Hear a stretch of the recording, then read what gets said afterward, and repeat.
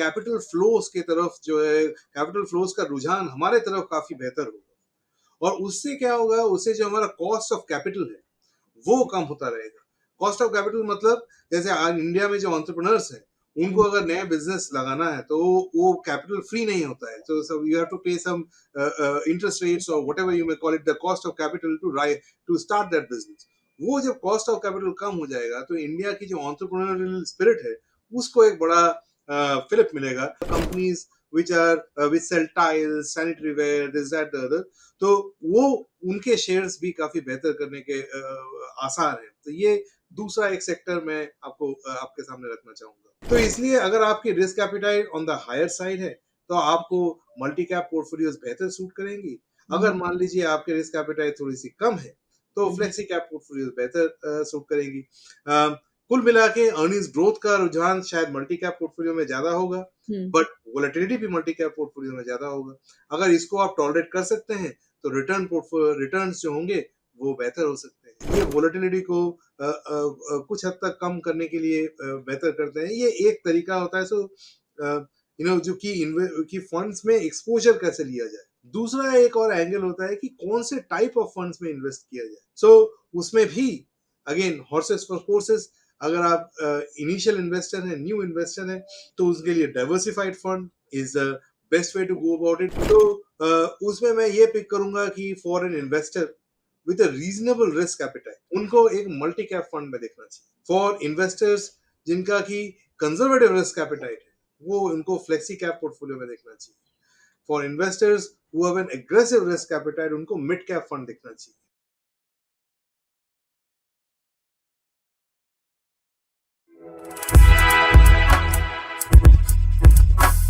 Hello friends, मेरा नाम नम्रता अरोरा है and welcome back to mutual funds की बात। म्यूचुअल फंड्स की बात में हम ग्लोबल और Indian economic conditions, commodities, stock markets, mutual fund सबके बारे में बात करते हैं। तो आज हमारे साथ है mister Tridip Bhattacharya, who is the chief investment officer for equities at Edelweiss Mutual Fund. Mr. Trideep Bhattacharya comes with over 2 decades of experience in equity investing across Indian and global markets. Before joining Edelweiss AMC, he was instrumental in building a market-leading PMS business at Axis Asset Management Company as Senior Portfolio Manager, Alternate Equities. He has also spent a significant amount of time as a portfolio manager at State Street Global Advisors and UBS Global Asset Management, London, UK. Mr. Trideep Bhattacharya has a PGDBM in Finance from SP Jain Institute of Management and Research, Mumbai, and BTech in Electrical Engineering from IIT Kharagpur. Hi everyone, welcome back to Mutual Funds की बात. Thank you so much for joining us again this week. तो आज हमारे साथ for the second time we have with us Mr. Trideep Bhattacharya, who is the CIO for Equities at Edelweiss Asset Management. इन्होंने हमें last time in a panel discussion join किया था. Trideep, welcome back and thank you so much for giving us your time again. Namaskar, thank you for inviting me to your very popular show. Thank you. तो त्रिदीप, आज हमने आपके लिए काफ़ी questions line up किए हैं, बल्कि आई वुड से कि आज हमारे पास काफ़ी डिफरेंट क्वेश्चंस हैं. We're going to discuss on a lot of different aspects which we don't discuss with some of our other speakers. So let's get started with the very first question. And IMF के हिसाब से India's nominal GDP ये जो है शायद Japan को overtake करेगा in 2025 and we should become the world's 4th largest economy. तो आपके ओपिनियन में क्या ये हमारी स्टॉक मार्केट के लिए अच्छा होगा? आई मीन अभी अगर हम देखें तो बहुत कुछ चल रहा है, मिडल ईस्ट में टेंशन चल रहे हैं, rupees struggling over worries of the crude oil price going up. तो आपको क्या लगता है कि what do we see in the next 1.5 years? And do you think अगले साल हम 4th लार्जेस्ट इकोनॉमी बन सकते हैं? सो पहले तो आपके थ्रू आपके सब व्यूअर्स को मेरा नमस्कार एंड आपके थ्रू उनसे कनेक्ट करने का मौका मिला है, इसके लिए मैं काफ़ी शुक्रगुजार हूँ।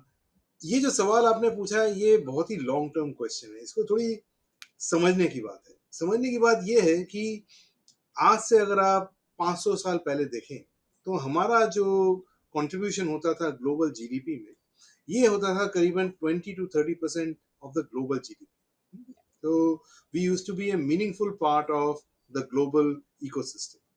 वहां से अगर हम जस्ट पोस्ट ब्रिटिश राज देखें तो वहां हमारा कंट्रीब्यूशन रह गया 2 to 3%. So from 20 to 30%, we came down to 2 to 3%. Now वहां से हमारी जर्नी शुरू हुई है 70 years on from our independence. And जो ग्लोबल रेलेवेंस की बात होती है वो धीमे धीमे बढ़ने को है. और उस पॉइंट ऑफ व्यू में उस पथ में हम चौथे इकोनॉमी बनेंगे शायद अगले 2-3 साल में. और एक्चुअली हम तीसरे इकोनॉमी बहुत 5-6 साल में बन सकते हैं मेरे ख्याल में आफ्टर यूएस एंड चाइना. इसका ये मुझे होता दिखता है क्योंकि हमारी जो ग्रोथ रेट्स के हिसाब से अगर आप आकलन करें तो आप पाएंगे कि 5 साल में हम थर्ड लार्जेस्ट इकोनॉमी बन सकते हैं. अब इसका क्या दारोमदार है, क्या मतलब है? उसका मतलब ये है कि ग्लोबल रेलेवेंस जो मैं कह रहा था वो काफी बढ़ जाती है. What is the meaning behind that? देखिए, ग्लोबली काफी बड़े बड़े इंडेक्सेस होती हैं जिनके हिसाब से ग्लोबल कैपिटल फ्लोज डिसाइन होते हैं. सो जब उसमें हम आज के डेट में इंडिया का वेटेज देखें तो बहुत ही मामूली सा है. मेरे ख्याल में जैसे हम ग्लोबली मीनिंगफुल इकोनॉमी बनते चले जाएंगे और हमारा वेटेज इन सब इंडिसेस में बढ़ता जाएगा, उससे हमारा कैपिटल फ्लोज के तरफ जो है, कैपिटल फ्लोज का रुझान हमारे तरफ काफी बेहतर होगा. और उससे क्या होगा, उससे जो हमारा कॉस्ट ऑफ कैपिटल है वो कम होता रहेगा. कॉस्ट ऑफ कैपिटल मतलब जैसे आज इंडिया में जो एंटरप्रेन्योर्स हैं उनको अगर नया बिजनेस लगाना है तो वो कैपिटल फ्री नहीं होता है. so you have to pay some interest rates or whatever you may call it, the cost of capital to start that business. वो जब कॉस्ट ऑफ कैपिटल कम हो जाएगा तो इंडिया की जो एंटरप्रेन्योरियल स्पिरिट है उसको एक बड़ा फिलिप मिलेगा जो कि लॉन्ग टर्म में बहुत पॉजिटिव है. फॉर इंस्टेंस, अगर आज के डेट में अगर आप देखें स्टार्टअप में, India already is one of the top 3 startup capitals in the world. So ये ऑलरेडी हम उस तरफ जा रहे हैं. और जैसे जैसे कॉस्ट ऑफ कैपिटल कम होता जाएगा, एंटरप्रेन्योरशिप बढ़ेगी, जॉब प्रोस्पेक्ट्स बढ़ेंगे, and generally we will kind of become probably globally as meaningful as we were 300-400 years ago. ऐसा मेरा मानना है. अगर हो जाए तो स्टॉक मार्केट तो एक छोटी बात है, पर जनरली सारे लोगों के लाइफ में बहुत बड़ा चेंज आएगा. तो आपने बहुत बड़ा सवाल पूछ लिया इस पर शुरुआत. नहीं, but so we do see कि अगले 2-3 साल में शायद जो इक्विटी इन्वेस्टर्स रहेंगे उनको काफी बेनिफिट होगा. We can say that. तो इसको thanks for bringing me to the next 2 to 3 years. So अगर ये लॉन्ग टर्म पिक्चर को हम थोड़ा सा इंटरपोलेट करके देखें तो जो जीडीपी ग्रोथ होता है उसका कंट्री के अर्निंग्स ग्रोथ में बहुत अच्छा फर्क पड़ता है. सो हमारी इंडियन का अर्निंग्स ग्रोथ पिछले 17 साल में देखें तो करीबन 15% रही है. और अगर हम आगे जो हम बात कर रहे थे उसके हिसाब से देखें तो ये ग्रोथ रेट कंटिन्यू करेगी अगर बेहतर होगा. तो अगर ऐसे माहौल में जो Indian stock market over a period of time 2 से 3 साल, I would still say is a very short term, थोड़ा सा और अगर 5 साल देखें तो 5 साल के टाइम में स्टॉक मार्केट हमेशा अर्निंग्स ग्रोथ को ट्रैक करती है. तो उस हिसाब से अगर अर्निंग्स ग्रोथ बेहतर होगा तो स्टॉक मार्केट का आउटलुक और स्टॉक मार्केट रिटर्न्स भी इन्वेस्टर्स के लिए काफी बेहतर होने की आशा है. Okay. I'm sure a lot of investors are very happy listening to that answer. But okay. So let me ask you this very interesting question. And I think ये सवाल ना हमें बहुत पूछा जाता है. हम जितना भी बोले ना त्रिदीप कि हमें अपने पोर्टफोलियो को डाइवर्सिफाई करना चाहिए, लेकिन फिर भी बहुत सारे जो इन्वेस्टर्स होते हैं वो सेक्टर्स की तरफ इन्वेस्ट करना चाहते हैं, राइट? तो हर इन्वेस्टर के अलग प्रेफरेंसेस रहते हैं. बट हेल्प अस अंडरस्टैंड कि क्या कोई ऐसे सेक्टर्स हैं जो इस साल अच्छा करने वाले हैं. सो डू यू थिंक कि आप इन सेक्टर्स में इन्वेस्ट करिए and you are gonna do well, या फिर ऐसे कोई मस्ट हैव सेक्टर्स हैं इन एन इंडिविजुअल्स पोर्टफोलियो जो शायद in the long term would give good returns? So very good question. So इसको मैं पहली बात ये कि इस क्वेश्चन को 2 तरीके से इंटरप्रेट किया जा सकता है. एक तो सेक्टरल फंड्स के तरफ और दूसरा सेक्टर्स जहां पे जिनका आउटलुक बेहतर हो. तो सेक्टरल फंड्स का जो रिस्क एपेटाइट है वो ऑब्वियसली डाइवर्सिफाइड फंड्स के मुताबिक ज्यादा होता है.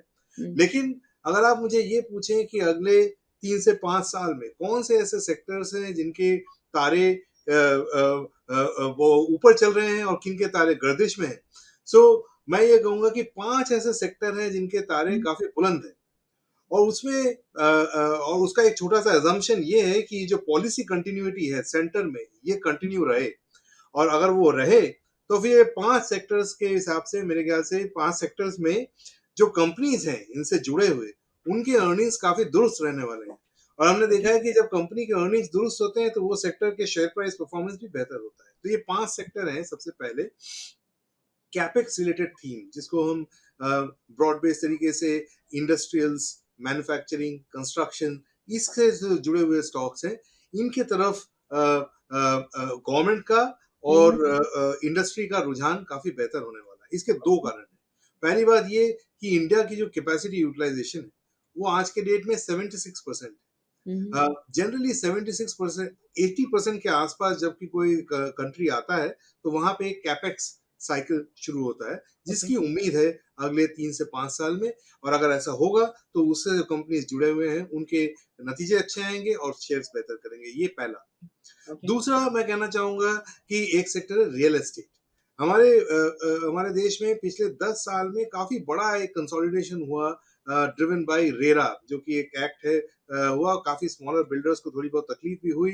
काफी इसमें जो कहना चाहिए मैल प्रैक्टिसेस से वो क्लीन हो गए। पर पिछले ये होने के बाद अभी ये सेक्टर का जो हाल है उसमें ये है कि सारे देश में इन्वेंट्री बहुत ही कम है। हम्म। तो अगले 5 से 7 साल के बीच में मैं देखता हूँ कि रियल एस्टेट का अप साइकिल बनेगा, जिसमें 1-2 साल शायद निकल गए हैं। हम we are in the middle of this cycle.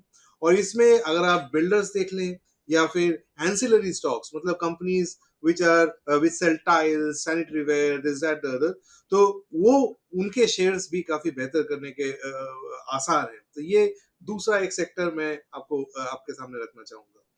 तीसरा मैं कहूंगा कि ओवरऑल अगर आप ये भी मोदी जी का एक विजन है, आत्मनिर्भरता और डिफेंस। हम्म। सो ये जो हमने एक ड्रीम सेट किया है, इसके चलते जो कंपनीज इसमें एक्सपोज्ड है उनका हाल ऐसा है कि अगले 10 साल की ऑर्डर बुक फुल है। ऐसे बहुत कम बिजनेसेस देखने को मिलते हैं नम्रता जी, जिनका कि इतना लंबा ऑर्डर बुक फुल होता है। तो यहाँ पे मतलब जो कंपनी अगर अच्छे से एग्जीक्यूट कर ले तो उन्हीं के वारे न्यारे हो जाएंगे। तो हम्म। ये एक तीसरा ऐसा सेक्टर है जहाँ के कि स्टॉक्स मेरे ख्याल में अच्छा अच्छा। काफी काफी बेहतर करेंगे। चौथा मैं कहूंगा फाइनेंशियल्स। फाइनेंशियल्स में ओवरऑल वैल्यूएशंस भी सस्ते हैं, और अगर आप देश में क्रेडिट ग्रोथ देखें तो क्रेडिट ग्रोथ भी अच्छा है। सो कुल मिला के ओवरऑल इसके भी अर्निंग्स दुरुस्त रहने वाले हैं। और फाइनली मैं रखूंगा टेक्नोलॉजी।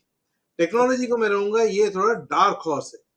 डार्क हॉर्स मतलब ये कि इसके तारे अभी तक गर्दिश में है, बट अगर आप आज से 2 साल में देखें तो शायद इनके डायरेक्शन चेंज हो। तो इसलिए ये एक ऐसा सेक्टर है जहां पे कि धीमे धीमे इन्वेस्टर्स को इन्वेस्ट करना चाहिए। ये जो सारे मैंने 5 आपको सेक्टर्स गिनाए, हम्म। एक और बोल देता हूँ क्योंकि वो भी है, वो है पावर। जो हमारे देश में पावर की जो सिचुएशन है, उस हिसाब से अगले 2 से 3 साल में हमारी जो डिमांड ग्रोथ है that outnumbers the supply hmm. Growth. तो इसलिए कंपनीज जो पावर सप्लाई चेन से जुड़े हुए हैं वो बेहतर करेंगे and hmm. Their share prices. So ये जो 6 थीम्स हैं, इनसे ओके। अगर आप कोई पोर्टफोलियो बना लें तो मेरे ख्याल में अगले 3 साल में वो पोर्टफोलियो बेहतर करेगा। या हमारे कोई भी डाइवर्सिफाइड फंड देख लीजिए, हम वहां पे भी हम इसी सेक्टर्स में ओवरवेट है। पर for your investor stand point, these are the area जहां हमको अर्निंग्स दुरुस्त दिखते हैं, अर्निंग्स रेजिलियंस दिखती है, और इसलिए हम यहाँ पे positive. That's wonderful. So because हम ये भी बोलते हैं कि अगर आप सेक्टरल फंड्स में इन्वेस्ट कर रहे हैं तो आपका investment horizon definitely long term होना चाहिए। लेकिन क्या ऐसे कुछ सेक्टर्स हैं जो आपको लगता है कि इस साल में अच्छा करेंगे, तो मान लो मुझे शॉर्ट टर्म के लिए यू नो बेट लेनी है, तो what sector could I look at सिर्फ इस साल के लिए? तो ये थोड़ा ज्यादा शॉर्ट टर्म व्यू होगा। पर मेरे ख्याल में जो मैंने सेक्टर्स ये नाम गिनाए हैं, इनमें से अधिकतर सेक्टर्स ये सब सब ये साल भी बेहतर करेंगे और आगे भी। केवल एक ही एजम्पशन है कि हमारे नॉर्थ ब्लॉक में स्टेबिलिटी बनी रहे। अगर वो चेंज हो जाता है तो हो सकता है इनमें से कुछ सेक्टर्स चेंज। अलग चूज करने पड़े। Alright, okay. तो प्रदीप, आपने एक बार बोला था कि investors should go for a balanced portfolio right amongst large mid and small cap stocks. तो ऑफ कोर्स ये डाइवर्सिफिकेशन की तो हम बात कर ही रहे हैं। तो आप हमें ये बताइए कि ये जो अप्रोच जो आपने बोला है वो कैसे हम फॉलो कर सकते हैं? सो ये जो बोला था उसके पीछे का जो रीजन था वो भी हम्म। जानना जरूरी है नम्रता जी। और वो मैं ये कहूंगा कि देखिए, अगर आप वैल्यूएशन से शुरुआत करें हम्म। तो आप पाइएगा कि जो लार्ज कैप वैल्यूएशन है आज, वो अपने 10 साल के वैल्यूएशंस के हिसाब से एट पार है या 5% डिस्काउंट पे है, मतलब लार्ज कैप के वैल्यूएशन ठीक ठाक है।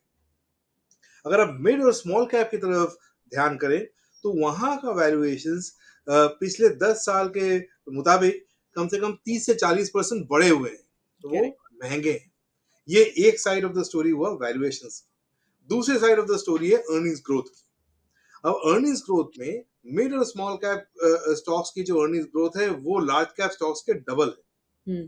तो इसलिए केवल वैल्यूएशंस को देख के अगर आप मिड और स्मॉल कैप को अवॉइड करने की सोचेंगी तो आपके बाजू से शायद लैम्बोर्गिनी निकल जाए और आप मारुति 800 में ये सोच के रहें कि हम स्टेबल हैं। इसीलिए मैंने कहा था कि एक बैलेंस पोर्टफोलियो बनाना चाहिए जिसमें लार्ज मिड और स्मॉल स्मॉल का एक प्रोपोर्शन बना रहे। इससे क्या होता है कि आप अर्निंग्स ग्रोथ भी नहीं मिस होगा और साथ में वैल्यूएशंस का एक बैलेंस भी बना रहेगा। So that is the reason why I suggested कि इन्वेस्टर्स को rather than focusing on केवल स्मॉल कैप या मिड कैप पोर्टफोलियोज या केवल लार्ज कैप पोर्टफोलियोज, उनको एक मिक्स पोर्टफोलियो या फिर खिचड़ी पोर्टफोलियो कह लीजिए वैसे बनाना चाहिए। तो क्या खिचड़ी पोर्टफोलियो बनाना चाहिए? तो दो हैं, एक है फ्लेक्सी कैप पोर्टफोलियो और एक है मल्टी कैप पोर्टफोलियो। तो ये दो जो ऐसे पोर्टफोलियोज हैं जो मैं कह रहा हूँ balance portfolios in the context of equities, ये आपको प्रदान करते हैं। ये एक बहुत अच्छा बैलेंस प्रोवाइड करते हैं, of course subject to the fund manager and stuff like that, जिसमें कि वैल्यूएशन भी है, अर्निंग्स ग्रोथ भी है, मतलब फायदा ही फायदा। तो त्रिदीप, सिंस हम मल्टी कैप और फ्लेक्सी कैप की बात कर ही रहे हैं, आई थिंक थोड़ा इसमें थोड़ा सा डीप डाइव करते हैं, इफ दैट्स ओके। तो आप हमें ये बताइए कि multi cap versus flexi cap, इनके दोनों के प्रोज एंड कॉन्स क्या हैं? क्योंकि मुझे लगता है कि इन्वेस्टर्स हमेशा कंफ्यूज रहते हैं कि मल्टी कैप में करें या फ्लेक्सी कैप में। वी ऑल अंडरस्टैंड, मतलब टेक्निकली उसमें क्या डिफरेंस है कि 25% each in multi cap and flexi cap is very fund manager dependent. लेकिन आप ये बताइए कि इन दोनों में अच्छाई क्या है, बुराई क्या है, तो एज़ एन इन्वेस्टर मैं सही डिसीजन ले पाऊँ? देखिए, ये दोनों में मुद्दे की बात एक ही है, वो है रिस्क एपेटाइट। हुँ, तो मेरे ख्याल में आप केवल हमारा ही नहीं, अगर आप पूरे इंडस्ट्री का फ्लेक्सी कैप पोर्टफोलियो उठा लें तो आप पाइएगा कि for better part of the time ये लार्ज कैप हेवी होते हैं। फोकस होते हैं। तो इसलिए ये उन इन्वेस्टर्स के लिए सूटेबल हैं जिनका रिस्क एपेटाइट थोड़ा कम हो, कम है। क्योंकि इसमें इसका जो इस पोर्टफोलियो का जो सेबी प्रेस्क्राइब बेंचमार्क है उसका जो कंपोजिशन अगर आप देख लें उससे मालूम पड़ेगा कि उसमें लार्ज कैप की जो प्रोपोर्शन है वो काफी मीनिंगफुली ज्यादा है। तो इसलिए अगर आप small cap heavy portfolio run करेंगे फ्लेक्सी कैप कॉन्टेक्स्ट में तो वो रिस्क बहुत हाई हो जाएगा। आ जाएगा। इसलिए मुद्दे की बात यह है कि flexi cap portfolios are run slightly heavier on the large cap side. Okay, Multi-cap portfolio on the other side gives you the balance between large, mid and small. जैसे दैट्स हमारा अगर आप एग्जांपल ले लें तो उसमें large cap stocks is 45% of the अच्छा। portfolio. हुँ, Mid और small cap अगर आप ले लें तो वो करीबन बचेगा बाकी 55% of the 55%। portfolio. Flexi cap portfolio अगर आप साथ में ले लें तो उसमें रहेगा somewhere between 65 to 75% large cap और बाकी रहेगा mid और small cap. तो इसलिए अगर आपकी risk appetite on the higher side है तो आपको मल्टी कैप पोर्टफोलियोज बेहतर सूट करेंगी। अगर मान लीजिए आपके रिस्क एपिटाइट थोड़ी सी कम है तो फ्लेक्सी कैप पोर्टफोलियोज बेहतर सूट करेंगी। कुल मिला के अर्निंग्स ग्रोथ का रुझान शायद मल्टी कैप पोर्टफोलियो में ज्यादा होगा, बट वोलेटिलिटी भी मल्टी कैप पोर्टफोलियो में ज्यादा होगा। अगर इसको आप टॉलरेट कर सकते हैं तो रिटर्न्स जो होंगे वो बेहतर हो सकते हैं। सो ये है मेन मुद्दे की बात, बाकी सब तो डिटेल्स की बात है। Okay, wonderful. I am sure इससे हमारे इन्वेस्टर्स को काफ़ी क्लैरिटी मिली हो, क्योंकि ये हमेशा पूछा जाता है कि क्या बेटर है, right? So thank you for your answer. Okay, so अब आपसे आपके स्टॉक पिकिंग स्ट्रैटेजी के बारे में पूछते हैं। तो पहले आप ये बताइए कि यार ईडलवाइज म्यूचुअल फंड स्टॉक्स कैसे पिक किए जाते हैं इक्विटी पोर्टफोलियोज के लिए? And also help us understand कि क्या आपका कोई स्पेसिफिक इन्वेस्टमेंट स्टाइल है जो आप फॉलो करते हैं, वैल्यू, ग्रोथ और कॉम्बिनेशन में भी? तो इन सब का जो दारोमदार है वो हमारे इन्वेस्टमेंट फिलॉसफी और प्रोसेस को लेके है, जिसके कि इसके बारे में मैं कहना चाहूंगा। तो हमारे जो गूढ़ इन्वेस्टमेंट प्रिंसिपल्स है ये चार है। ओके। ये चार में सबसे पहला आता है फोरेंसिक्स, हुँ, दूसरा आता है एक्सेप्टेबल प्राइस, तीसरा आता है investment style agnostic hmm, between value and growth, and चौथा आता है रोबस्टनेस। तो ये जो चार कोर इन्वेस्टमेंट प्रिंसिपल्स हैं इसके इर्द गिर्द अगर हम एक माला बुने तो वो ये कहलाएगा कि we at Edelweiss MF are bottom up investors. Okay we are interested in financially clean company, जो कि फोरेंसिक्स एनालिसिस से बाहर आती है.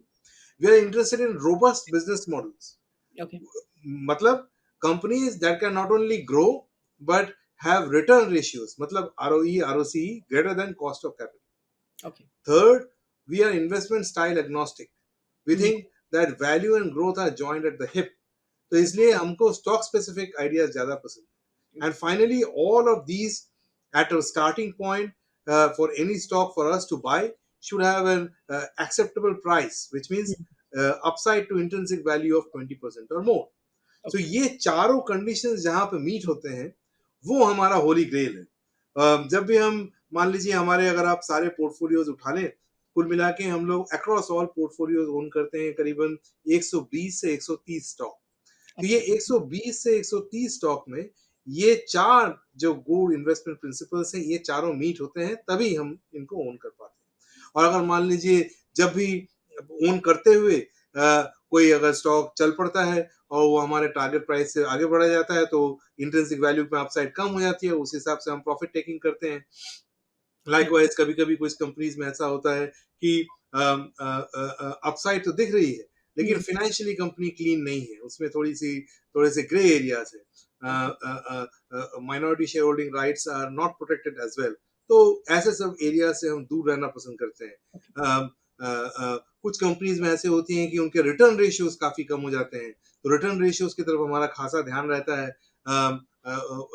तो वो एक और क्राइटेरिया है. सो कुल मिला के ये सारे जो चार प्रिंसिपल्स मैंने, इसको हम फेयर कहते हैं, FAIR, फेयर इन्वेस्टमेंट फ्रेमवर्क, इसको हम फॉलो करते हुए अपना जो पोर्टफोलियोज हैं वो बनाते हैं. और with a bit of luck, with a bit of skill, पिछले अगर आप 3-4 साल के हमारे परफॉर्मेंस देखें तो मेरे ख्याल में हम लोगों ने इसको फॉलो करते हुए अच्छा रिजल्ट दिया है हमारे इन्वेस्टर्स की. Okay, wonderful. Okay. So, Trideep, now let me ask you this question जो काफ़ी इन्वेस्टर्स ना बहुत कंफ्यूज रहते हैं इसके बारे में कि फैक्टर इन्वेस्टिंग होता है क्या है. मतलब आई थिंक सब लोग जानना तो ज़रूर चाहते हैं, and of course we have a big chunk of investors जो they are trying to get to this approach. तो प्लीज़ हेल्प अस अंडरस्टैंड कि फैक्टर इन्वेस्टिंग होता क्या है, एंड ये भी बताइए कि क्या इस फोकस से एक इन्वेस्टर के पोर्टफोलियो का रिटर्न बढ़ सकता है. I mean, is it, do you think I can maximize my returns with this approach, and also इसमें risk क्या रहते हैं जो मुझे ध्यान में रखना चाहिए. So the factor investing एक पर्टिकुलर एस्पेक्ट इन्वेस्टिंग का अलग से निकाल करके उसके बेसिस पे इन्वेस्ट करना होता है, या फिर वैल्यू, ग्रोथ, मोमेंटम, इस तरीके से जो फैक्टर्स होते हैं उसको स्टैंड अलोन बेसिस में इन्वेस्ट के बेसिस पे इन्वेस्ट करते हैं. Okay. इसका फायदा ये होता है कि जब वो स्टाइल फेवर में होता है तब वो पोर्टफोलियोज बड़े अच्छे करते हैं. जैसे कभी कभी आप पाइएगा कि मोमेंटम स्ट्रेटजीज बहुत अच्छे करते हैं, लेकिन अगर आप विप्सो रिलेटेड मार्केट में जाएंगे जहां मार्केट में काफी उथल पुथल है, वहां पाइएगा कि मोमेंटम स्ट्रेटजीज के बुरे हाल होते हैं. लाइकवाइज जब बुल मार्केट शुरू होती है तब वैल्यू स्टाइल काफी अच्छा कर लेती है. Later stages of the economic cycle में ग्रोथ स्टाइल बेहतर करता है. तो ये सबके अपने अपने समय है, तो समय अनुसार इन्वेस्टर्स का रिटर्न प्रोफाइल जरूर बढ़ सकता है, पर इसमें एक न्यूएंस्ड व्यू लेने की जरूरत है कि कब कौन सा स्टाइल की तरफ ध्यान रखना है. और यही इसका रिस्क है कि अगर गलत समय पे गलत स्टाइल पकड़ लिया तो उस समय रिटर्न प्रोस्पेक्ट्स उसके रिस्क में भी आ सकता है. और अगर ऐसा नहीं है देन आप फंडामेंटल बेस्ड इन्वेस्टिंग जो हम लोग दूसरे और जो करते हैं, जो कि इन सब का मिश्रण होता है, वो करते हैं. उसमें हमारा ध्यान ये रहता है कि there is a portfolio manager वो डेडिकेटेडली लुक्स लाइक कि अभी कौन सा स्टाइल चल रहा है, उस हिसाब से कौन से स्टॉक पिकिंग करने चाहिए. तो एक हिसाब से आपका वो पायलट है, वो डिसाइड करता है कि अभी ये स्टॉक्स होने चाहिए, अभी नहीं होने चाहिए. तो you rely on the judgement of the fund manager. So ये एक दूसरा स्टाइल है. So many ways to skin the cat, many ways to make returns. One is factor investing, second is fundamental investing, और ऐसे बहुत से अलग तरीके हैं. इन्वेस्टर के रिस्क प्रोफाइल, इन्वेस्टर के रिटर्न एस्पिरेशंस पे डिपेंड करता है. बट एक कोर सैटेलाइट अप्रोच के हिसाब से अगर आप चले तो आपका कोर होता है एक फंडामेंटल इन्वेस्टर, वो होना चाहिए. सैटेलाइट में ये सारे इन्वेस्टर स्ट्रेटजीज के लिए एक जगह जरूर बनती है. So can we also say कि factor investing ideally seasoned investors के लिए होता है, जिनको समझ करेक्ट, में आते हैं इन्वेस्टिंग, करेक्ट, एंड जो शायद इक्विटीज में काफी सालों तक हैं, जिन्होंने साइकिल्स देखी हैं ट्रू, एंड दे अंडरस्टैंड कि रिस्क होता है. Correct, very true, very well, good addition to what I said. Sure. Thank you. Okay. So, Pradeep, Edelweiss AMC ने एक कैंपेन लॉन्च करी है which is called SIP से सब होगा. तो सबसे पहले आप हमें ये बताइए कि इस कैंपेन के through how are you showing the importance of investing through SIPs? And also जो SIPs होती हैं, क्या वो certain category of mutual funds के लिए better काम करती हैं compared to certain other categories? क्या मतलब what I'm trying to ask you is कि SIPs हम सारे mutual funds में कर सकते हैं, या एक किसी कैटेगरी में करेंगे तो शायद बेटर रहेगा compare to some other categories? So I think SIP से ही होगा, Hmm. which is basically to promote the equity culture, number one. Yeah. Number two, investors के मन में सबसे बड़ा डर यही होता है इन्वेस्ट करते वक्त कि मैंने इन्वेस्ट किया फिर मार्केट गिर गया तो क्या होगा. तो बिहेवियरल फाइनेंस में इसको लॉस अवर्शन कहते हैं. लॉस अवर्शन सबसे बड़ा डर होता है, और इसके लिए आप अगर आप डेटा देखें तो आप पाइएगा कि काफी काफी ज्यादा अपसाइड मिस हो जाता है इस लॉस अवर्जन के चलते, कि अपसाइड निकल गया लेकिन हम डरते रह गए कि आगे नहीं. तो इसको ब्रिज करने के लिए एक सिप, जो कि एक नॉमिनल छोटा सा अमाउंट है, उसको आप नियमित तौर पे अगर डालें तो आप पाइएगा कि ओवर पीरियड ऑफ ईयर 2 और 3 इयर्स, जितना भी लंबा आपका सिप चले, उसमें आपका एक certain proportion of capital equity markets में चला गया, और आपका जो day to day heart beat है, जो कि अगर मार्केट से ऊपर नीचे होता है तो वो उतना नहीं हो पाएगा. That is the thinking behind what it is. बड़ा ही अच्छा सक्सेसफुल कैंपेन है हमारा ये. पर्टिकुलरली जो मिड और स्मॉल कैप, जहाँ पे वोलेटिलिटी ज्यादा होती है, वो स्ट्रेटजीज जहाँ पे वोलेटिलिटी ज्यादा होती है वहां पे काफी बेहतर काम करती है. वो इसलिए क्योंकि ओवर टाइम इन्वेस्टर का एक्सपोजर भी बढ़ जाता है, और एट ए टाइम बहुत ज्यादा रिस्क नहीं बढ़ता है वो, बिकॉज आप slowly over period of time invest करते हैं. So particularly that is one from mid और स्मॉल कैप स्ट्रेटजी. सेकेंडली, वो इन्वेस्टर्स जो मार्केट्स के लिए नए हैं, उनको जरूर ये ट्राई करना चाहिए. वो पाएंगे कि ऐसा 2-3 साल करने के बाद, अगर आप 5 साल के बाद उसका रिटर्न देखें तो आप देखेंगे कि वो जो इनिशियल रिटर्न है वो काफी बेहतर हो गया, और जो वोलेटिलिटी है उतना आपको बाइट नहीं किया. So it gradually builds the equity appetite, and helps investor make steady returns over a period of time. Okay. And ये एक सवाल मुझसे बहुत पूछा जाता है, get to meet a lot of investors in general through my work, and मुझे invariably ये पूछा जाता है कि लमसम वर्सेस एसआईपी, क्या रिटर्न्स एसआईपी में बेटर होते हैं या लमसम में बेटर होते हैं? आप ये बताइए कि is there really a difference in returns? So, mathematically, obviously, yes. And lump sum में अगर आप तब लमसम करें जब मार्केट बॉटम में हो, तो आपके रिटर्न्स हमेशा बेहतर होंगे सिप से, लेकिन ऐसा हो नहीं पाता है. एंड इस पे मैं यही कहता हूँ कि time in the market is always better than timing the market. और जो लमसम करने की फिराक में होते हैं, वो सीजन्स इन्वेस्टर्स के लिए ज्यादा बेहतर काम करता है, क्योंकि उनको मार्केट वोलेटिलिटी समझ आती है, और मार्केट वोलेटिलिटी के सही समय पे वो इन्वेस्ट करते हैं. नहीं तो जो नॉर्मली इन्वेस्टर्स बिहेवियरली तब इन्वेस्ट करते हैं जब मार्केट पीक में हो, और तब निकलने की कोशिश करते हैं जब मार्केट बॉटम में हो. ये बिहेवियरल ट्रैप है. इससे बचने के लिए सिर्फ एक तरीका है. अगर ये बिहेवियरल ट्रेड आपका नहीं है, आप सीजन्ड इन्वेस्टर्स हैं, आप समझ सकते हैं, तो आप लमसम भी कर सकते हैं. सो जैसे अंग्रेजी में कहावत है, हॉर्सेस फॉर कोर्सेस.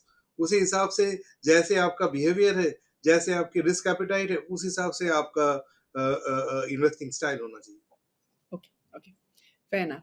सो आपके ओपिनियन में रिस्क, जब हम रिस्क की बात बात करते हैं, क्योंकि रिस्क डेफिनेटली समथिंग जो हर इन्वेस्टर देखता है. आप आई मीन पिछले आधे घंटे कॉन्वर्जेशन में हमने रिस्क के बारे में काफ़ी टच अप किया है कि अगर आपकी रिस्क प्रोफाइल ज़्यादा है तब आप एक्स वाई जेड फंड्स में या कैटेगरीज में इन्वेस्ट कर सकते हैं.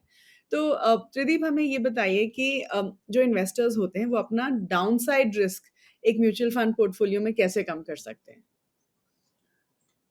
ये बड़ा ही गूढ़ सवाल है. सो इसका सटीक जवाब तो ये है कि invest when there is famine outside, and reap when there is a feast outside.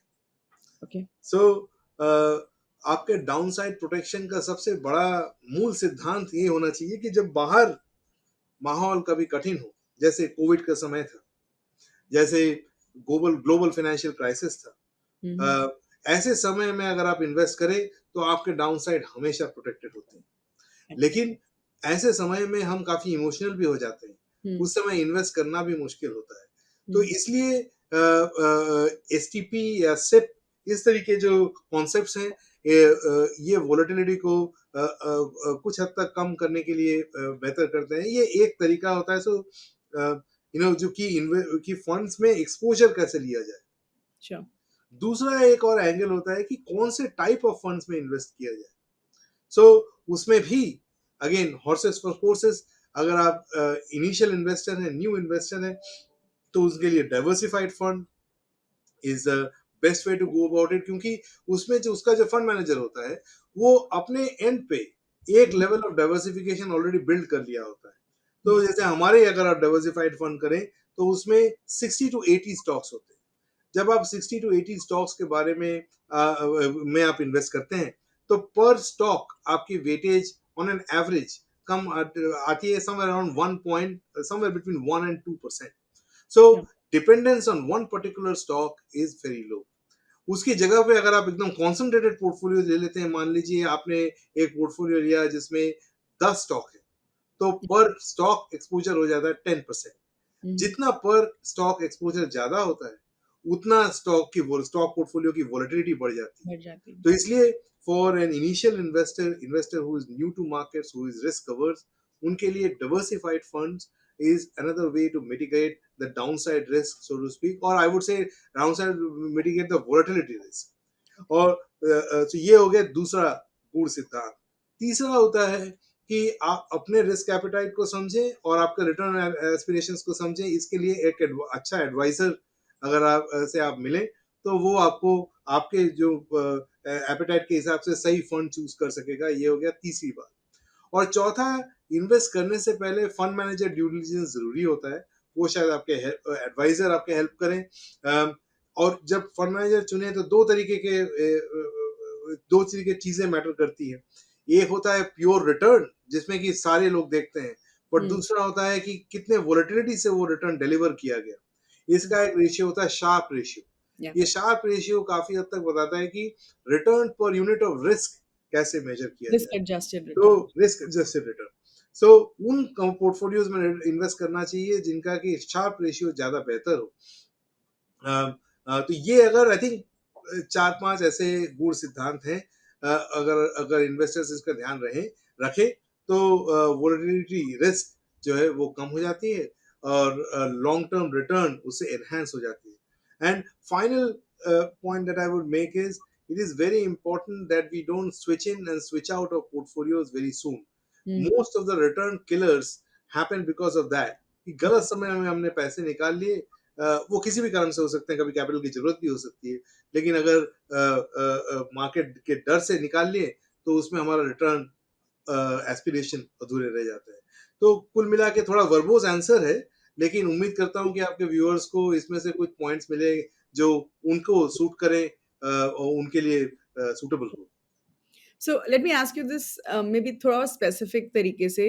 अगर मान लीजिए कोई एक फर्स्ट टाइम इन्वेस्टर है, ठीक है, और उसको जो है लगता है कि वो रिस्क ले सकता है, right? Somehow I do believe कि जब हम शुरू करते हैं या हम बिल्कुल एक्सट्रीम एंड्स पे रहते हैं, या तो हमें लगता है कि हम पूरा रिस्क ले सकते हैं या हमें बिल्कुल भी नहीं रिस्क लेना होता है। सो लेट्स अज्यूम कि I am in the first category जहाँ मुझे लगता है कि मैं बहुत ज़्यादा रिस्क ले सकती हूँ as a first time investor. फिर भी ऐसी क्या कैटेगरीज है जो मुझे अवॉइड करनी चाहिए? So just any specific mutual fund categories आप बताएं जो अवॉइड करनी चाहिए। थीमेटिक फंड्स अगर आप शुरुआती तौर पे मार्केट्स में एक्सपोजर लेने जा रही हैं, सो आई वुड रेकमेंड पहली आप rather than taking the risk on thematic which is sectoral funds, sectoral funds is a better way to put it. Sure. आप अगर आपके आउटलुक 5 से 10 साल है और अगर मान लीजिए रिस्क लेना आपको आता है तो you can go towards mid and small cap funds. But आप rather than going sectoral, तो सेक्टोरल फंड्स में कभी कभी देखा गया है कि लंबे समय तक वो सेक्टर का अगर दारोमदार नहीं चला तो रिटर्न अटक जाते हैं। बट मिड और स्मॉल कैप में जनरली अगर आप थोड़ा सा लॉन्ग टर्म आउटलुक लेके चलें, तो अगर मान लो तारे गर्दिश में भी हों, इकोनॉमी के हाल बेहतर बुरे भी हों, तो over reasonably long period of time वो वापस आ जाता है. वापस आ तो जाए. आई वुड रिकमेंड दैट अगर ऐसा है, the avoidable areas would be sectoral funds for investors who are looking at markets for the first time. Okay, wonderful. All right. So, Trideep, now let me ask you just one or two more questions. तो ये ना एक जो हम mutual funds बोलते हैं कि हर तरीके के इन्वेस्टर के लिए होते हैं. शॉर्ट टर्म के लिए भी है, मीडियम टर्म के लिए भी है, लॉन्ग टर्म के लिए भी है, ज़्यादा रिस्क इन्वेस्टर्स के लिए भी है, कम रिस्क इन्वेस्टर्स के लिए भी बहुत सारी कैटेगरीज अवेलेबल हैं. एक जो बहुत ही इंटरेस्टिंग कैटेगरी है इज हाइब्रिड फंड्स. और काफ़ी म्यूचुअल फंड एडवाइजर्स बिलीव करते हैं कि 2024 ये हाइब्रिड फंड्स का साल होने वाला है, क्योंकि अभी ग्लोबल इकोनॉमी में काफ़ी अनसर्टनिटी है. And you know of course Indian stock market rise करिए, but there is too much uncertainty as well. तो अब हमें ये बताइए कि जो हाइब्रिड फंड्स होते हैं वो एक इन्वेस्टर के पोर्टफोलियो के लिए ज़रूरी हैं या नहीं है? मेरे ख्याल में कोई भी इन्वेस्टर का जो पोर्टफोलियो होना चाहिए उसके दो भाग होने चाहिए. एक होता है core part of the portfolio, जहां हम ये कोशिश करते हैं कि एक बेस रिटर्न हमारा बनता रहे. Okay. और उसके बाद आती है एक satellite part of the portfolio, जहां पे कि हमको लगता है कि कोई स्पेसिफिक थीम या कोई स्पेसिफिक एरिया में जहां हम अपने रिटर्न एनहांसर हिसाब से यूज कर सकें. तो कोर पोर्टफोलियो में जो है हाइब्रिड फंड्स की जरूर जरूरत पड़ती है, क्योंकि वो एक डिफरेंट अलग अलग माहौल में, कभी कठिन माहौल में, कभी आसान माहौल में एक बेस रिटर्न जो है वो प्रोवाइड करने में सक्षम है. वेराज अगर आप सेक्टोरल फंड्स देख लें या फिर आप स्मॉल कैप फंड्स देख लें, ये आपके satellite part of the portfolio के लिए आइडियल बैठते हैं, क्योंकि वो आपके समय समय पर रिटर्न एनहांसर होंगे, बट वो वोलेटाइल भी होगा. तो आपका जो मेजर एक जो core part of the portfolio, उसमें उससे अगर इसको दूर रखें तो एक स्टेबिलिटी भी बनी रहती है और रिटर्न भी बनता रहता है. तो core part of the portfolio में हाइब्रिड फंड्स के लिए जरूर जगह बनती है, क्योंकि वो कभी डेट अच्छा करेगा, कभी इक्विटीज अच्छा करेगा. कुल मिला के एज ए पोर्टफोलियो वो आपको एक बेस लेवल ऑफ रिटर्न देने में सक्षम है. Okay. So but can we say कि चाहे फर्स्ट टाइम इन्वेस्टर हैं या सीजन्ड इन्वेस्टर हैं, कोर पोर्टफोलियो में आपके हाइब्रिड फंड्स होने ही चाहिए? Would that be? Correct. So मेरे हिसाब से मेरा ऐसा मानना है कि हाइब्रिड फंड्स एक लेवल ऑफ एक्सपोजर के लिए अपने पोर्टफोलियो में जरूर होना चाहिए ओवरऑल इन्वेस्टर्स के, from a long term perspective. Okay. But within hybrid funds also, aggressive hybrid या BAF, what do you think would be better? ये मैं you know I would leave that judgement to the adviser, क्योंकि उसके बीच में ये इसमें risk appetite की बात आ जाती है. Okay. बट आपने hybrid funds as a category बोला, तो कैटेगरी तो जरूर, लेकिन उसमें कौन सा, दैट डिपेंड्स ऑन उसके रिटर्न एस्पिरेशंस कितने हैं, उनके रिस्क प्रोफाइल क्या है, which I think advisor can do a very Better job. better job rather than kind of me giving a generic answer. तो बट एक कोर में यहाँ से या वहां से एक स्टेडी रिटर्न आ जाए, उसके ऊपर फिर हम रिटर्न की आगे की प्लानिंग कर सकते हैं. Okay. So अभी थोड़ा आपके बारे में जानना चाहेंगे Tridip, and we would like to know about your investment journey in general. तो सबसे पहले तो आप हमें ये बताइए कि आप अपना पैसा कैसे इन्वेस्ट करते हैं, मतलब आपकी फेवरेट एक्विटी फंड कैटेगरीज क्या हैं, और क्या आपने कभी एक्विटी में लॉसेस सफ़र किया है, और have you actually seen just the good side of equity markets? And जब आपने लॉसेस अगर सफ़र किए हैं तो आपने उसको कैसे डील किया है? How much time have we got would be my answer. But अगर इसमें पहला जो आपका सवाल है कि फेवरेट कैटेगरीज क्या हैं, तो मेरे हिसाब से म्यूचुअल फंड डोमेन की बात कर रहे हैं हम लोग. म्यूचुअल फंड डोमेन में सेबी ने हमारा लाइफ आसान कर दिया है. जो कैटेगरीज जो है उसको इतनी क्लीन तरीके से डिफाइन कर दिए हैं कि कंफ्यूजन की कोई बात ही नहीं है. बट इसमें से अगर मैं 3 कैटेगरी पिक करूं, जो कि मेरे ख्याल में आपके मेजॉरिटी व्यूअर्स कोई ना कोई एक कैटेगरी में तो जरूर फिट होंगे. तो ये 3 कैटेगरी, और इसमें her end of the market cover हो जाता है. क्या? तो उसमें मैं ये पिक करूंगा कि for an investor with a reasonable risk appetite, उनको एक मल्टी कैप फंड में देखना चाहिए. Okay. फॉर इन्वेस्टर्स जिनका की कंजर्वेटिव रिस्क एपेटाइट है, वो उनको फ्लेक्सी कैप पोर्टफोलियो में देखना चाहिए. For investors who have an aggressive risk appetite, उनको मिड कैप फंड देखना चाहिए। तो ये जो 3 कैटेगरी हैं, अगर आप अपने पोर्टफोलियो में इन 3 कैटेगरी से सुसज्जित कर लें, तो ऐसा कोई पार्ट ऑफ द मार्केट नहीं होगा जो कि आप इग्नोर कर लेंगे, और जहाँ पे कि रिटर्न आपके रहेंगे। तो फ्लेक्सी कैप में थोड़ा आपने लार्ज कैप कवर कर लिया, मल्टी कैप में आपने मिड को कवर कर लिया, और मिड कैप फंड में आपको मिड और स्मॉल कैप डोमेन भी कवर हो गया। तो ये 3 मेरे फेवरेट ऐसे कैटेगरी हैं जिनमें कि over a period of time काफी अच्छा रिटर्न बनने के गुंजाइश है। अब जैसे मान लीजिए सबसे कठिन कैटेगरी इसमें से अगर आप देखें करंट माहौल के हिसाब से मिड कैप, तो हालांकि रेगुलेटर ने भी काफी इस बारे में बातचीत करी है, और हमारे फंड भी अगर आप ले लें लिक्विडिटी पॉइंट ऑफ व्यू से, we score quite good. But एक मिड कैप को अगर आप कैटेगरी हिसाब से सोचें तो आप पाइएगा कि it is a successful small cap company category and aspiring large cap company category. तो ये जो बीच का जो समय है, जो एडोलेसेंट एज कह लीजिए of companies, is the time where you get the best of the breed, जहाँ पे ग्रोथ भी है और थोड़ी सी समझ भी है कि कैसे बिना मिस्टेक किए ग्रोथ को सस्टेनेबली, रिस्क एडजस्टेड ग्रोथ को मैक्सिमाइज कर सकें।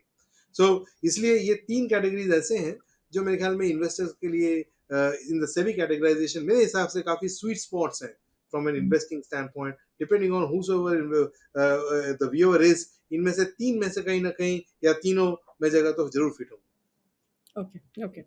एंड कभी लॉसेस इनकर किए हैं हाँ हाँ। इक्विटीज में? तो मेरा तो अगर आप देखें जन छोड़ भी दें तो भी अगर आप जब मैंने करियर अपनी शुरू करी राउंड अबाउट 99 2000 2001, उस समय टेक का जो मेल्टडाउन हुआ वो मैंने अपने सामने होते हुए देखा है। I have seen share prices declining 25-50% in a matter of 2 days। वो हालांकि आज आम बात हो गई है, और उस समय जब शुरुआती तौर पे ऐसा झटका लगता है तो you get a wake up call. तो यस, मैंने देखा है, लॉसेस भी देखे हैं। एनएवी को जैसे हमारा जो एक इंटरेस्टिंग एनेक्डोट है कि जो हमारा जो मिड कैप फंड है ये 15 साल पुराना फंड है। ये ऑब्वियसली एनएवी 10 से शुरू हुआ, इसकी लोएस्ट एनएवी 2 भी गई है, और वहां से आज है कि over a period of 15 years ये हमारा टॉप परफॉर्मिंग फंड है। और साथ में अगर आप केगर देखें तो XIRR फंड का करीबन 17% है।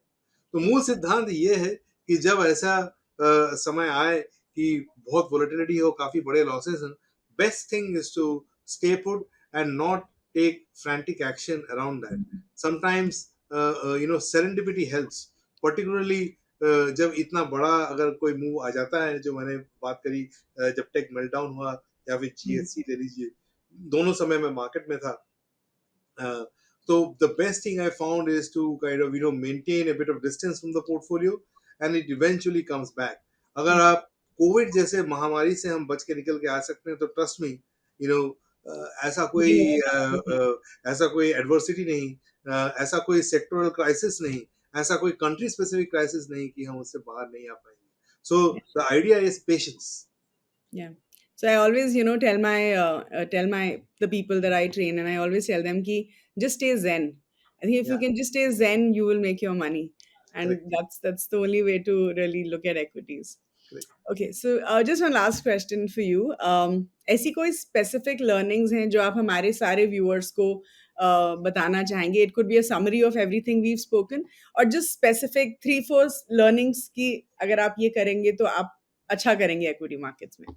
सो यस, सो जो मैंने ये सवाल का मेरे हिसाब से 5 ऐसे बिहेवियरल प्रिंसिपल्स हैं मोर देन एनीथिंग एल्स, जिसका अगर हम ध्यान रखें तो probability of success is meaningfully high.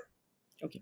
सबसे पहले तो this is a term which I borrow from my favourite sport which is tennis, which is one has to minimise the unforced errors. So और ये अनफोर्स्ड एरर उस type के, मतलब गलत time पे पैसे निकाल लेना, ओवरऑल शॉर्ट टर्म ट्रेडिंग में इन्वॉल्व हो जाना, ये सब अनफोर्स्ड एरर्स है। ये अनफोर्स्ड एरर्स को अगर हम इन्वेस्टिंग पार्लेंस से हटा दें और इन्वेस्टिंग जर्नी से हटा दें तो आपका रिटर्न मैक्सिमाइजेशन के लिए इतना ही बहुत काफी। But minimising unforced errors in investing is very key. Staying true to the principle, जो मैंने 4 प्रिंसिपल्स गिनाए हैं अपने फिलोसफी के, is the way that will help investors come through. Second, जो मैंने रियलाइज किया कि time in the market is more important than timing the market. बार बार ये सही होता रहा है.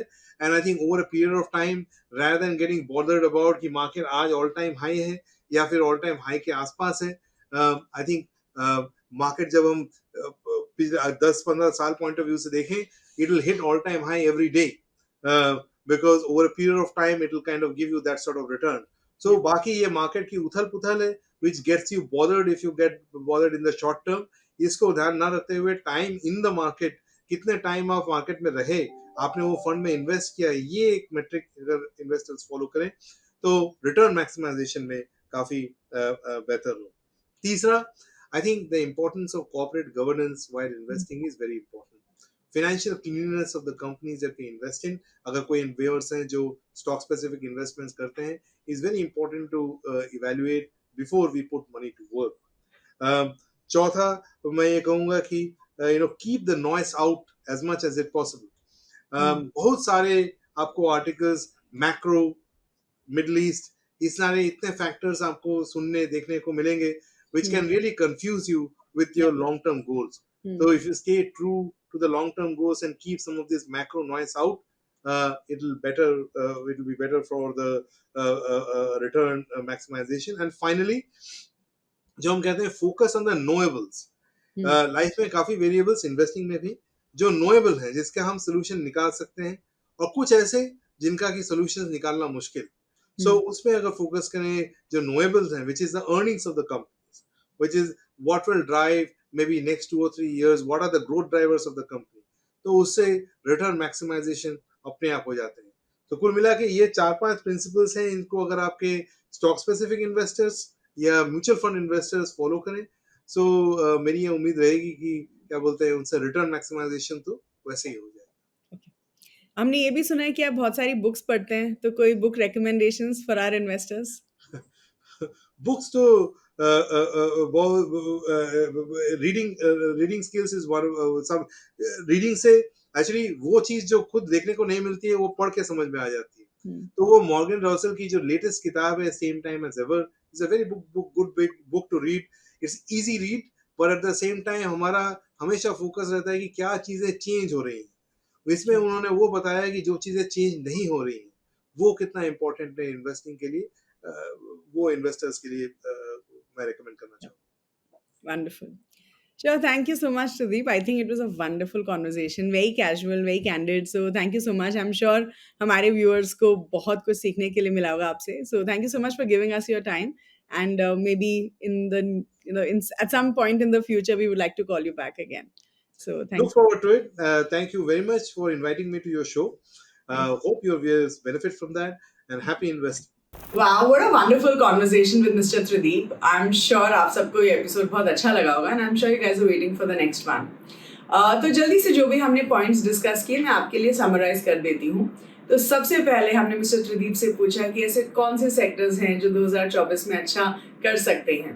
तो मिस्टर त्रिदीप सेज कि ऐसे 5 सेक्टर्स हैं जो काफ़ी स्ट्रॉन्ग दिख रहे हैं अगले 3 से 5 सालों के लिए. तो फर्स्टली ही सेज कि जो कैपेक्स रिलेटेड सेक्टर्स हैं, जैसे कि construction, manufacturing, industrials etcetera. Then he says the second could be real estate, क्योंकि अब RERA is regulating this sector और जो भी मैल प्रैक्टिसेस हैं वो क्लीन अप हो रही हैं. Third, he spoke about the defence sector. Then he said financials, and lastly he said technology, which could be a dark horse in 2024. He also said कि power sector भी अच्छा कर सकता है क्योंकि इसमें डिमांड जो है वो सप्लाई से ज़्यादा है. फिर हमने मिस्टर त्रिदीप से पूछा कि क्या अभी हमें लार्ज कैप फंड्स में इन्वेस्ट करना चाहिए, कंसिडरिंग जो मिड कैप और स्मॉल कैप फंड्स हैं वो अभी थोड़े ओवरवैल्यूड लग रहे हैं. तो मिस्टर त्रिदीप सेज कि of course mid cap and small cap funds are overvalued, लेकिन जो अर्निंग्स ग्रोथ होती है वो भी मिड कैप और स्मॉल कैप फंड्स या स्पेस से ही आती है.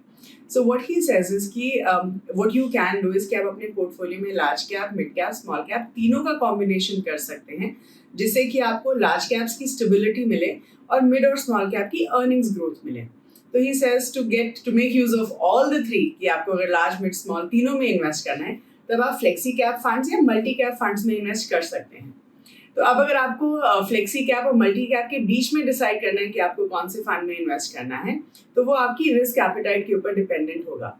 तो अगर आपकी रिस्क टॉलरेंस थोड़ी कम है, तब जो है आप फ्लेक्सी कैप फंड्स में इन्वेस्ट कर सकते हैं, और अगर आपकी रिस्क टॉलरेंस थोड़ी ज्यादा है तब आप मल्टी कैप फंड्स में इन्वेस्ट कर सकते हैं। फिर हमने मिस्टर त्रिदीप के साथ एडलवाइस म्यूचुअल फंड की कैंपेन SIP से सब होगा के बारे में डिस्कस किया। ही सेज ये कैंपेन लॉन्च की गई है to promote investment culture in mutual funds. He says कि SIPs के थ्रू एक इन्वेस्टर जो है इक्विटी फंड्स में लॉस अवर्जन को कम कर सकते हैं। एंड ही ऑल्सो सेज कि जब आप SIPs के थ्रू इन्वेस्ट करते हैं तो आप उतना मार्केट वॉलेटिलिटी फेस नहीं करते हैं, क्योंकि आप स्टेडिली इक्विटी फंड्स में इन्वेस्ट कर रहे हैं। ही सेज कि अगर आप एक सीजन्ड इन्वेस्टर हैं तो आप लमसम रूट एक्सप्लोर कर सकते हैं, लेकिन अगर आप फर्स्ट टाइम इन्वेस्टर हैं तो आपको SIPs के थ्रू ही इन्वेस्ट करना चाहिए। फिर हमने मिस्टर त्रिदीप से थोड़े फर्स्ट टाइम इन्वेस्टर्स के बारे में बात करी who want to start investing in equity funds. And Mr. Trideep says that you should invest heavily when there's a famine outside and reduce your equity holding when there's a feast outside. So he basically says कि जब markets अच्छा नहीं कर रही हैं, for example like the global financial crisis, तब जो है आपको अपना equity holdings बढ़ाना चाहिए। Now he says as a first time equity investor आपको concentrated portfolios like diversified equity funds में अपना investment करना चाहिए instead of sectoral funds या thematic funds जिसमें आपका पैसा कुछ लिमिटेड स्टॉक्स या लिमिटेड सेक्टर्स में इन्वेस्ट हो रहा है और जो मार्केट वॉलेटिलिटी से काफी ज्यादा इम्पैक्टेड होते हैं। He also says कि as a first time investor कि आपको जो है अपना रिस्क रिटर्न एपेटाइट समझना चाहिए, एंड फिर अपना ड्यू डिलिजेंस के बाद फंड मैनेजर्स या फिर शार्प रेशियो को भी देखना चाहिए to understand the risk adjusted returns in the portfolio. He also says कि अपने इक्विटी इन्वेस्टमेंट से ज्यादा स्विच इन स्विच आउट नहीं करना चाहिए to get good returns over a period of time. फिर हमने मिस्टर त्रिदीप के साथ थोड़ा हाइब्रिड फंड्स के बारे में डिस्कस किया है। मिस्टर त्रिदीप सेज कि एक इन्वेस्टर के पोर्टफोलियो में कोर पोर्टफोलियो होना चाहिए जो आपके पोर्टफोलियो को स्टेबिलिटी देता है, एक सैटेलाइट पोर्टफोलियो होना चाहिए जो आपके पोर्टफोलियो के रिटर्न्स को एनहांस करता है। तो जो हाइब्रिड फंड्स होते हैं वो एक इन्वेस्टर के कोर पोर्टफोलियो का हिस्सा हो सकते हैं, क्योंकि इक्विटी फंड्स में क्योंकि हाइब्रिड फंड्स में इक्विटी और डेट दोनों रहते हैं, एंड ऐसा होता है कि कभी इक्विटी अच्छा कर रहा है तो कभी डेट अच्छा कर रहा है, तो आपको हाइब्रिड फंड्स ये ड्यूअल बेनिफिट देते हैं। He also says about picking individual hybrid funds कि अगर आपको aggressive hybrid funds pick करना है या फिर आपको balanced advantage funds pick करने हैं, वो completely आपकी risk profile के ऊपर डिपेंड करता है। फिर हमने मिस्टर त्रिदीप से उनकी कुछ लर्निंग्स के बारे में पूछा from equity markets, and he says कि सबसे पहले तो कभी भी गलत टाइम पे इक्विटी से एग्जिट नहीं करना चाहिए। ही सेज कि आपको इक्विटी फंड्स या फिर स्टॉक्स में इन्वेस्ट करना चाहिए, ट्रेड नहीं करना चाहिए।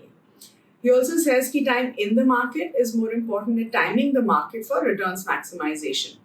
Corporate governance को जरूर देखना चाहिए, which basically helps you understand कि एक कंपनी financially कितनी clean है, और जो market noise है उसको थोड़ा दूर रखना चाहिए। So that was about it in this particular episode. I do hope you guys had some amazing learnings. Please do keep watching these videos, like the videos, share it with everyone, and please do subscribe to the Grow Mutual Fund channel, and I'll see you next week. Thank you.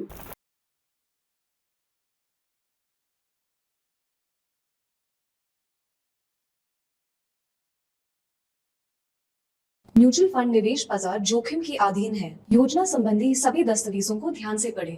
Mutual fund investments are subject to market risks. Read all scheme related documents carefully.